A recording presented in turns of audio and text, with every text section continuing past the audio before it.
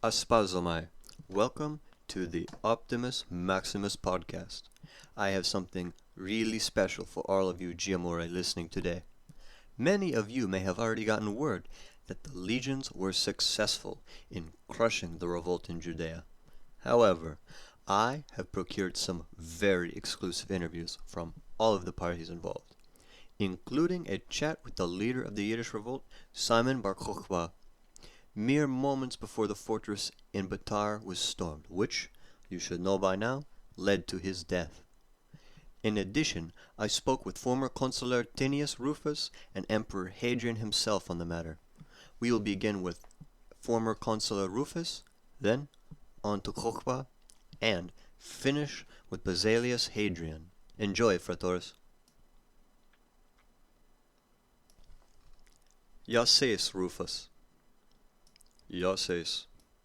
Would you be so kind as to introduce yourself? Yes, I am Quintus Tinius Rufus, and my birthplace is Volterra. I have come to get your account of the revolt, to see an inside perspective from the Roman military. Clarify, if you would, your position before the revolt. I was consul suffectus in Thracia. I stepped down after to become consular legate of Aelia Capitolina in Judea. Did anything you do as consular legate contribute to the revolt's inception in any way? I believe so. The Judeans named me Rufus the Evil, as I put one of their great rabbis, Akiva, to death. And why was he put to death? For bringing Judaism to communities outside his own, which is strictly forbidden. And what was the manner of his execution? Flaying. Even as he died, he would not cease praying in that disgusting tongue. Ah, I see. And how did you and your men react to the revolt? There were small gatherings of Judeans, causing disturbances all across Judea for a time. Initially, we suppressed them and paid them no further thought. However, upon one night, a massive group sieged Aelia. My men were overwhelmed as we scrambled to defend the capital. And what was the outcome of the revolt? In shame, we were driven from Judea. I had my title of consular legate stripped and my position was replaced. And who assumed your position? Why don't you ask Hadrian? Forgive me, I seek to offend no one. Tell me, would you, what was it like during the fighting? It was quick, and it was brutal. Definitely fitting of such a barbaric people. Our fortress was well guarded, yet their sheer numbers were enough to overwhelm us in mere hours, if not minutes. Their fighting was savage, and it was as dirty as it was savage. In the streets they slaughtered every goyim they could find, even the Jesuits. Really? That is interesting to me. This contradicts the expectations of most people, no?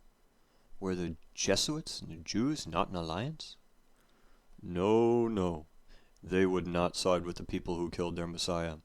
I assure you, they will most certainly never side with the people who worship a Messiah other than the Nazarene.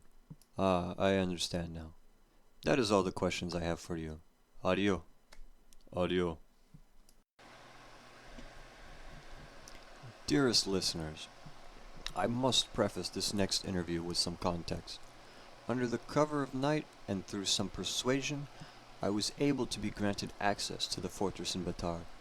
Kokhba was not in the state I expected to find him in. The supposed leader of the Jews was bound, seemingly in no position of command. As you will hear in his speech, he was in a state of paranoia and deep depression. Regardless, his words here carry meaningful insight into the inner workings of this war. Yaces, Simon Bar Kokhba, how are you? Bah, I've seen better days. I understand. Your position is not necessarily enviable at the moment. Could you take me back to the beginning? How did you become to be the leader of the Hebrews and receive the blessing of the Sanhedrin? Rabbi Akiva found me during his travels across Rome. visiting every chosen community he could find. His initial mission was not necessarily to search for the Messiah, but when he took notice of my great leadership, my devotion, and my determination, and when he did, he spread word far and wide that he had found the chosen one, chosen by God, the one that the people had been waiting for. People obviously rejoiced. My birth name was Kokhba, but upon being dubbed God's chosen one, I took the name Bar Kokhba to honor the Torah. You see, we have a passage that reads, "There shall come a star out of Jacob," in reference to the Messiah. My new name meant son of the star. I see. And what might you mean by chosen communities?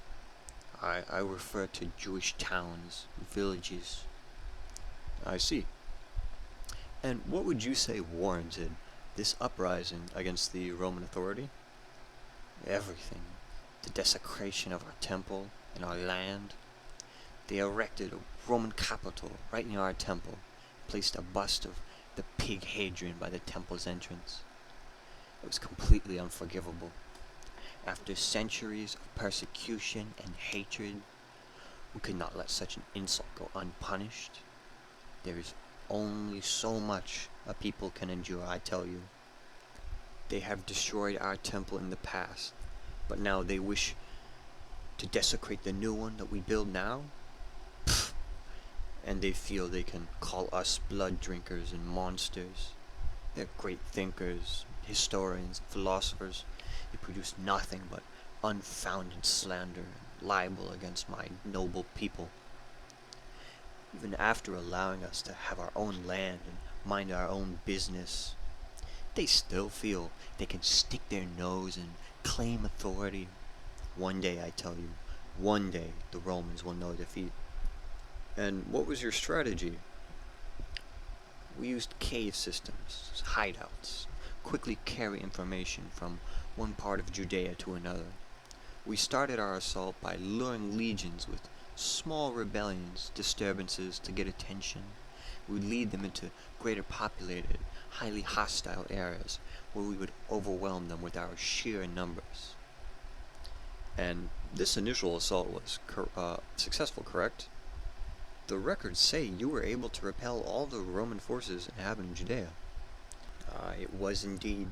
The victory was so great, I had coins minted to celebrate our triumph. 500,000 of my men purged our land of the Roman garrisons and slaughtered everyone in our path. Women and children as well? Women and children as well.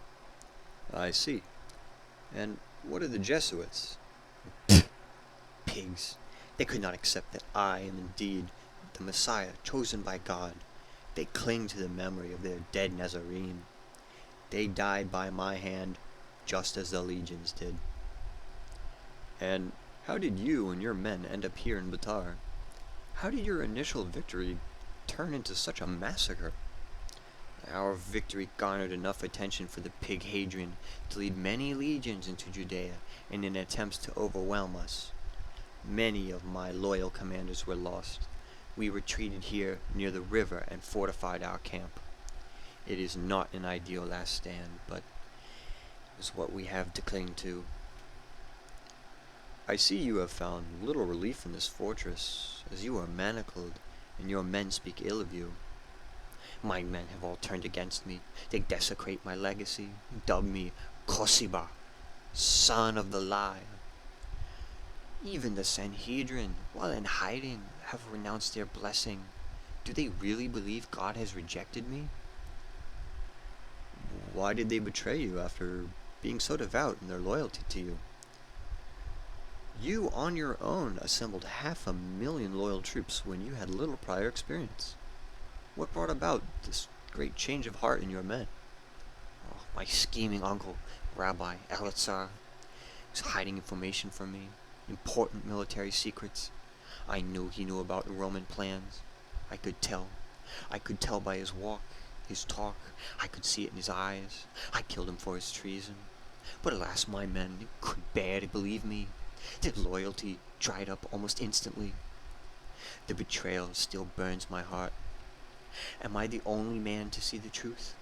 Why has God let his chosen people turn against their Messiah? And what is your plan now?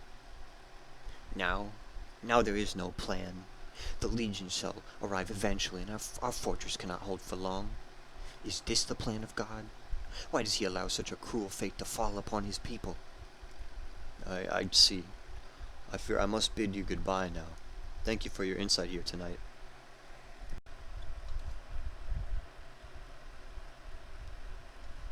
Ah, greetings, great Emperor. You require no introduction. I must thank you for allowing me to conduct this interview. What have you to ask of me? Well, I was hoping you would bestow me with some insight into the time before the revolt. What led you to erect Ilia Capitolina and the bust of Jupiter in Judea? You see, I had to come about my wits eventually. Many years before, I felt I could console the Hebrews, placate them, and bring about peace across Rome. I gave them many miles of fertile land, and I allowed a new temple to be built. I gave them Judea, thinking their grievances would be quelled. How naive of me.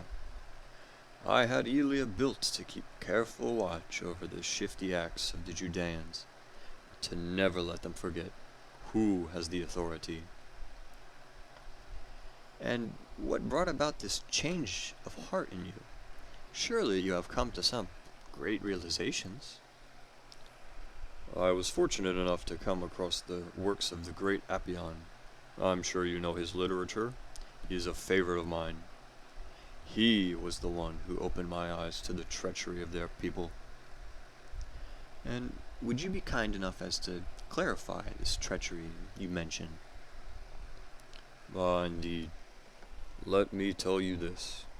Their entire history is an elaborate lie, used as a bargaining chip to demand pity and reparation.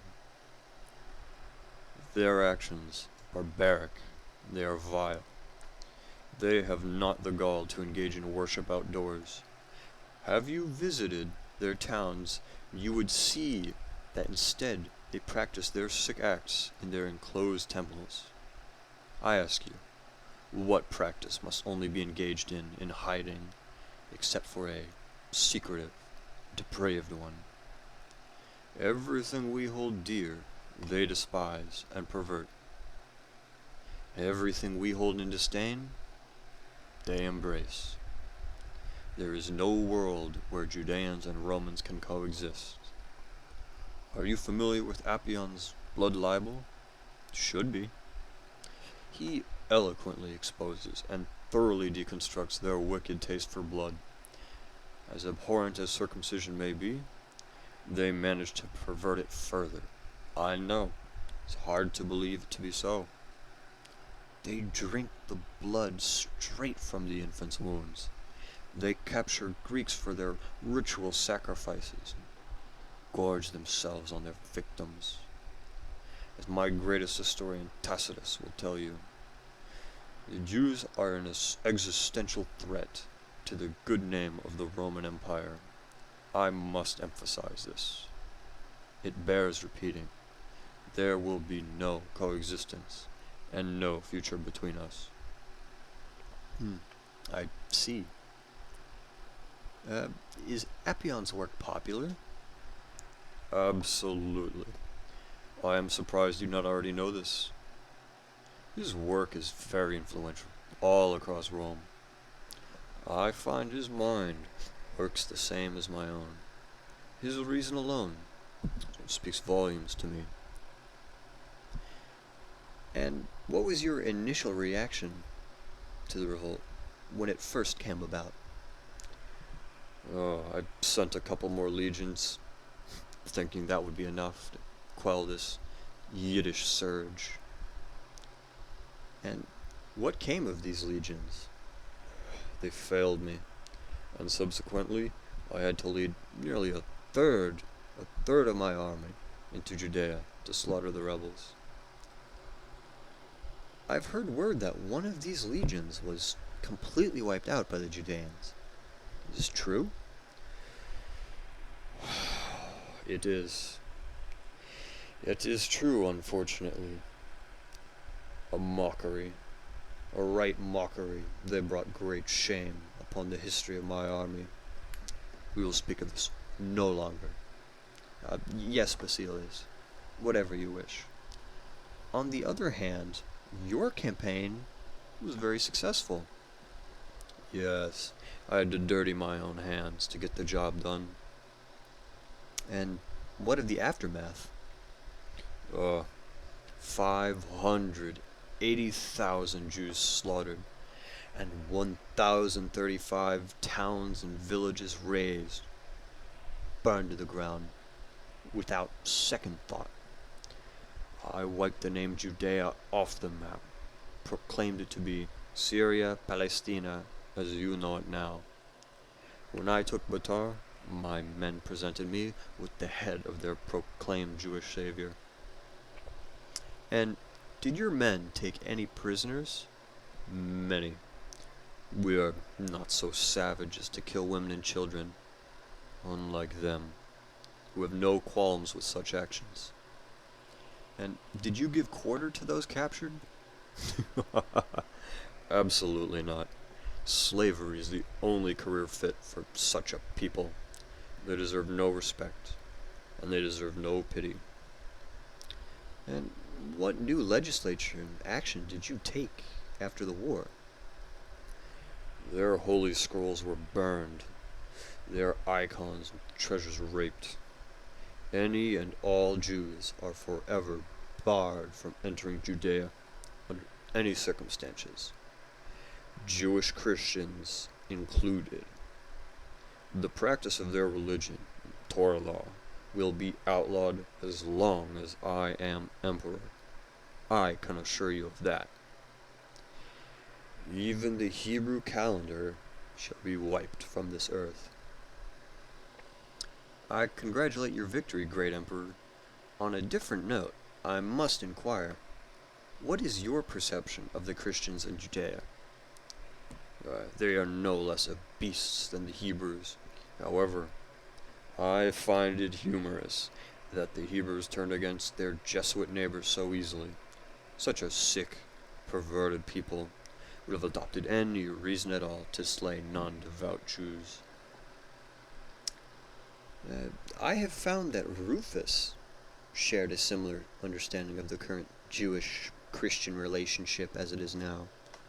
He claims the Jesuits would not accept Kokhba as their God-given savior. He claims that this was the basis and foundation of their disagreement. It seems that troglodyte Rufus's brain works to some degree.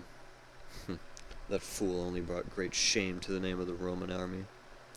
After all these years, showing promise as consul, he pisses it away by being incapable of doing his basic duty. If what he accomplished was thorough surveillance of Jerusalem, by Jupiter, I would never want to know what a relaxed grip on the Judeans would have looked like. Yes, he was definitely unable to defend Aelia Capitolina in an effective manner. Who took up his position after he was discharged? Rufus was not willing to tell me. Also, on the subject of military experience, what was your experience leading the legions into Rome? Oh, it was pure catharsis. I have not felt such a rush and triumphant victory in quite a while. My army moved quickly and brutally, slaying any Yid in sight. As to that fool Rufus's position, I gave his title of consular legate to Sextus Julius Severus. He was a far greater leader than Rufus could ever hope to be. Severus came with me to lead the legions for the final assault, and I tell you he did not disappoint me. I see. Your campaign was definitely a monument to the prowess of the Roman military. Thank you for allowing me to conduct such an interview. It was of no inconvenience to me. Yasu. Yasu. Well, I hope these interviews will help give you a fuller picture of the minds that made this war possible and answer any questions you have had. Expectedly, the Jewish rebel and the great emperor do not see eye to eye. If you have come to any profound realizations from this recording, please write to us in Alexandria. As always, thank you for listening, brothers. Antiosas.